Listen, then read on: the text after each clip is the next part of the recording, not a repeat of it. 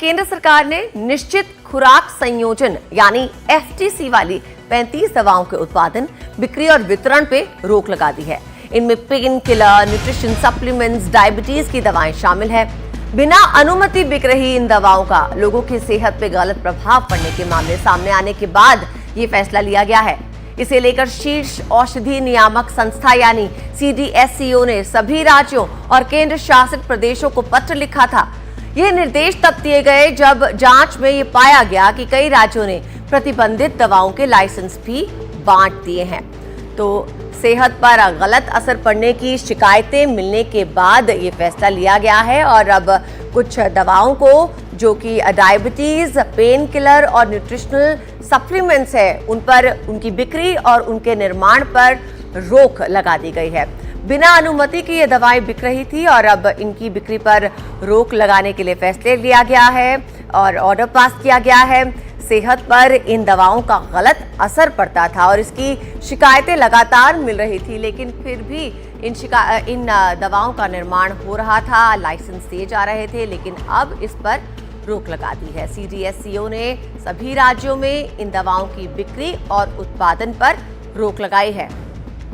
चलिए अब आपको बता दें कि ये दवाएं कौन सी हैं। आपको बता दें कि खास दवाएं हैं डायबिटीज से जुड़ी हुई, ये है पेन किलर और न्यूट्रिशनल सप्लीमेंट्स। साथ ही आपको ये भी जानकारी दे दें कि FTC दवाएं होती क्या है। FTC यानी फिक्स्ड डोज कॉम्बिनेशन।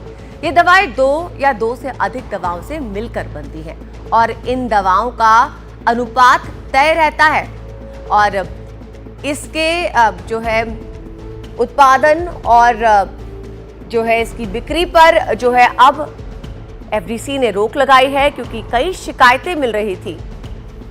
हमारे संवाददाता पल्लव मिश्रा इस खबर पे हमारे साथ जुड़ गए हैं। तो पल्लव, देखिए, बेहद ही गंभीर मामला है। बिना प्रिस्क्रिप्शन के भी ये दवाइयां दी जा रही थी और बिना परमिशन के भी ये दवाइयां बेची जा रही थी, जिस पर अब FDC ने रोक लगा दी है। तो कौन कौन सी दवाइयां जो हैं इस कैटेगरी में आती हैं? डायबिटीज़ की कई दवाइयां होती हैं, पेन किलर्स कई होती हैं, कौन कौन सी हैं दवाइयां और आगे किस तरह से अब ये प्रोसेस जो है चलेगा?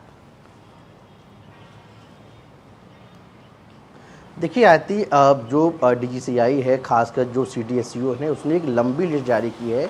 करीब 3 दर्जन दवाइयां हैं जो जिनके बारे में बताया गया है जो FDC दवाइयां हैं। दरअसल FDC दवाइयां वो होती हैं जो फिक्स डोज कॉम्बिनेशन होती हैं और यानी इसका मतलब ये है यानी ये 2 या उससे अधिक सॉल्ट से बनाई गई हैं।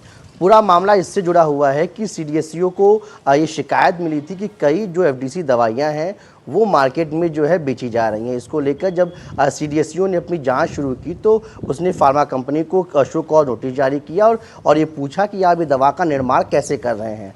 तब दवा कंपनी ने ये बताया कि उसे राज्यों के प्राधिकरण से जो है इसकी अनुमति मिली है, जिसके बाद जो CDSCO था वो अब हैरानी में पड़ गया। उसने इसके बाद एक एक करके जो है कई राज्यों में इसका पता लगाने की कोशिश की, तो ऐसे 12 राज्य मिले जहां पर जो FDC दवाइयां हैं जो उनका जो है प्रोडक्शन हो रहा है, सेल्स हो रहा है और उसका जो है डिस्ट्रीब्यूशन हो रहा है। दरअसल FDC दवाइयों को लेकर ये केंद्र सरकार का नियम है कि उसमें करीब 100 के करीब ऐसी दवाइयां हैं जिनको प्रतिबंधित किया गया है और उनका जो है लाइसेंस उसका नहीं मिल सकता है। लेकिन कई राज्यों में ये काम धड़ल्ले से हो रहा था जहां पर न नियमों की अनदेखी की जा रही थी और जाँच नहीं की जा रही थी, क्योंकि FDC दवाइयों को लेकर नियम है कि जब तक उसका वैज्ञानिक परीक्षण न हो जाए और वो केंद्रीय औषधि प्रसारण सामग्री अधिनियम 1940 के तहत NDCT के नियम है, अगर उसका पालन नहीं करता है तो आप उन दवाओं का लाइसेंस नहीं जारी कर सकते हैं।